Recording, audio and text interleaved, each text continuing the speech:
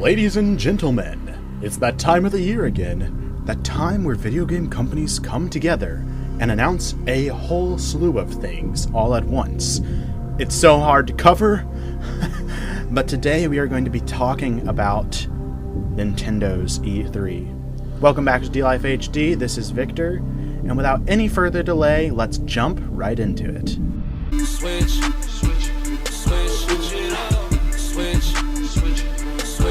it up. I was a worker, had to upgrade to a boss. Used to live in the hood, but had to upgrade to a loft. Oh boy, I love E3. Every single year I like to get together with my friends, my brother, and watch all the different presentations, specifically the Nintendo one. I usually watch that with my brother, but like all the other presentations I'll follow if I don't get a chance to watch them. It's just an exciting time for lots of video game announcements.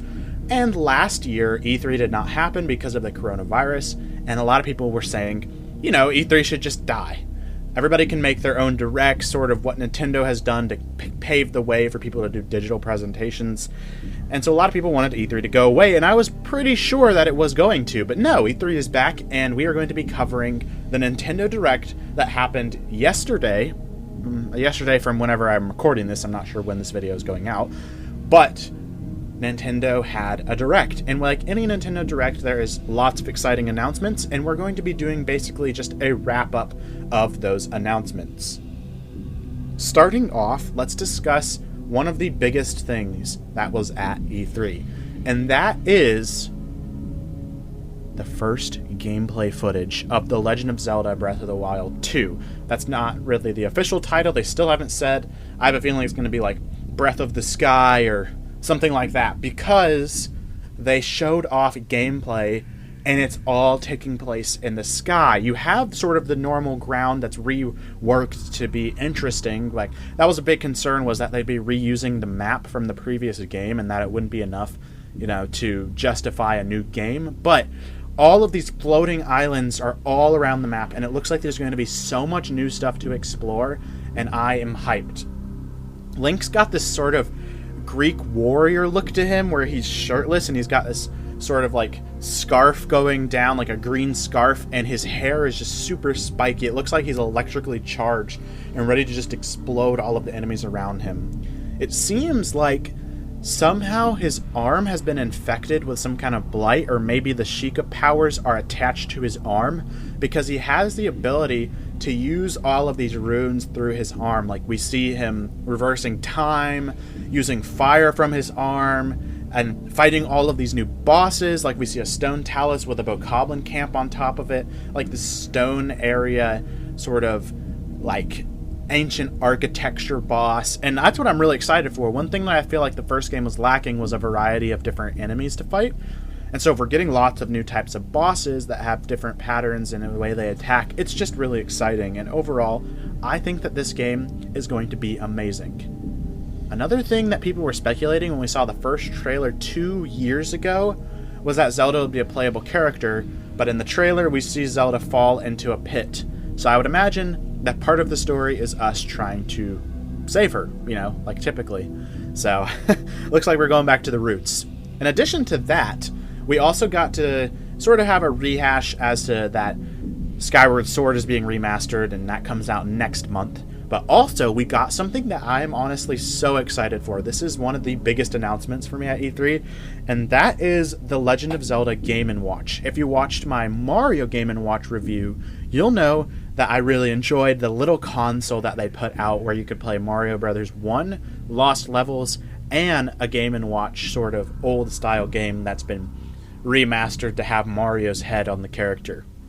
Well, we're getting basically the same exact thing for Zelda, but it's actually Zelda 1, 2, and Link's Awakening. That is so much in one little console. I mean, it makes me wish that the Mario Brothers Game & Watch had maybe the Game Boy Mario games, Mario Land 1 and 2. But it's awesome to see that. There's a lot that comes with this little console, and it's for the same exact price. I would imagine that they would up the price, but nope. It's the same exact form factor, and you know that I'm going to get this. We're going to unbox it, and we're going to review it for the channel. I'm super pumped for this little machine, because I love the Mario one. Now, another piece of news, and this is huge, is that we're getting a new Metroid game. Now, we do know that Metroid Prime 4 is still in development. It's been in development for so long. It was probably 4 or 5 years ago that we saw a title card for it, and then they updated us that they were basically reworking the game and starting over development using assets that they'd previously made because it just wasn't up to their quality standards, I guess. But this is a little different. We're getting a 2D Metroid game. This is Metroid 5, also known as Dread. Now, the Metroid games have sort of been on a cliffhanger, the mainline ones, the 2D ones, for almost 20 years. Yeah, there were 4 games. I'm not a huge fan of Metroid, not because I dislike it, I just haven't really gotten into it.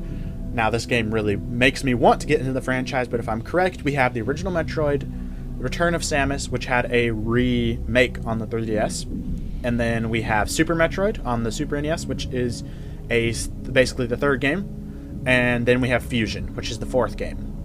And I believe there's a game called Zero Mission, which is a remake or remaster of the original game.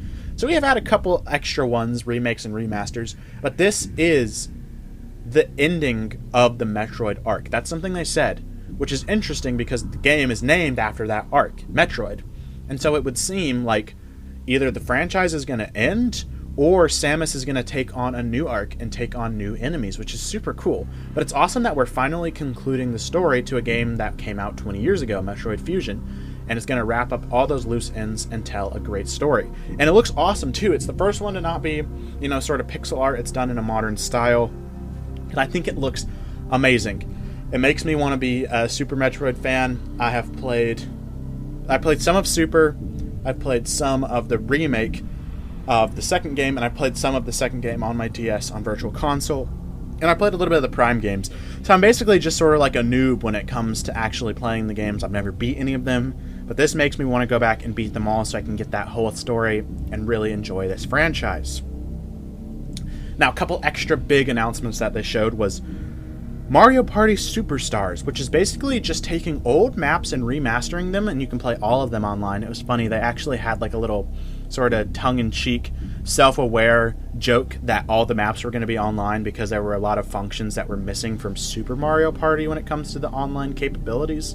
But it's also going to be like remastered of all these old mini games. So like they showed off ones that I remember playing from Mario Party 2 and so on, and it's really exciting that we're getting that. I don't know if I'm going to pick it up day one, but if I find it on sale somewhere, I'm definitely grabbing that because I never got Super on my Switch. Now, this one I am so hyped for, and it's not even going to be a full $60 game, which is kind of exciting that Nintendo is sort of appropriately pricing games. I feel like Link's Awakening was a little bit overpriced for the remaster because it's a really short game. But we have WarioWare Get It Together, which I love the WarioWare games. The last one to come out was Gold, which was on 3DS, and I never got it, but I played the demo for like 10 hours. It was crazy. I loved it so much. I played Smooth Moves. We have DIY, that kind of thing. So I really like this franchise. It's super wacky. It's got lots of micro games, and it looks like we're getting the same exact thing here. And it's going to have 2-player micro games, which is something we've never seen in the franchise before. The last home console version was the WarioWare game, Game & Wario, which was for the Wii U, and I really love that one as well. So I'm just excited to see where this franchise is going to go. We got to see more of Shin Megami Tensei 5, which is something that's coming out very soon and people are very hyped for. That was originally announced at the Nintendo Switch presentation back in 2017. We got to see a new character for Super Smash Bros., which we were all expecting another character, but we weren't sure what it was going to be. I myself was personally really wanting the Doomslayer, but we got... I'm going to mess this up. His name is Kazuya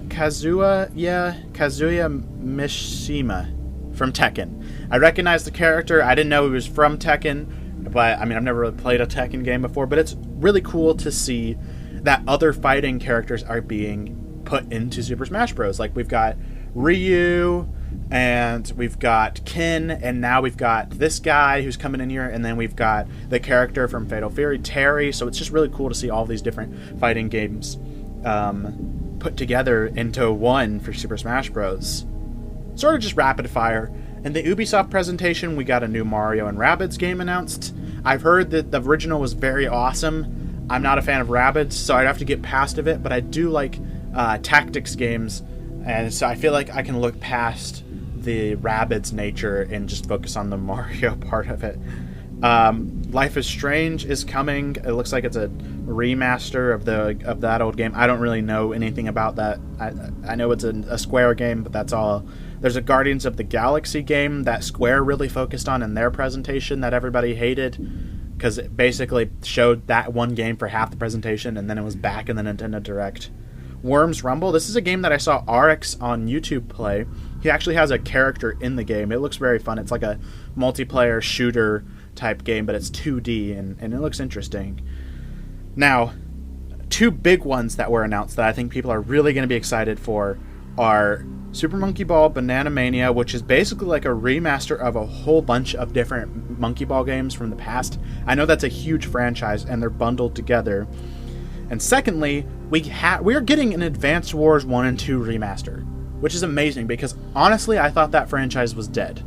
That gives me hope that something like Golden Sun is going to get remastered for the Switch.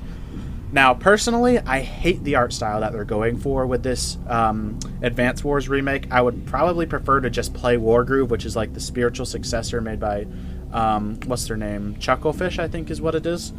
But I'm going to buy this probably. It's $60, and it's two remasters mashed into one. We'll have to see it. It launches in December.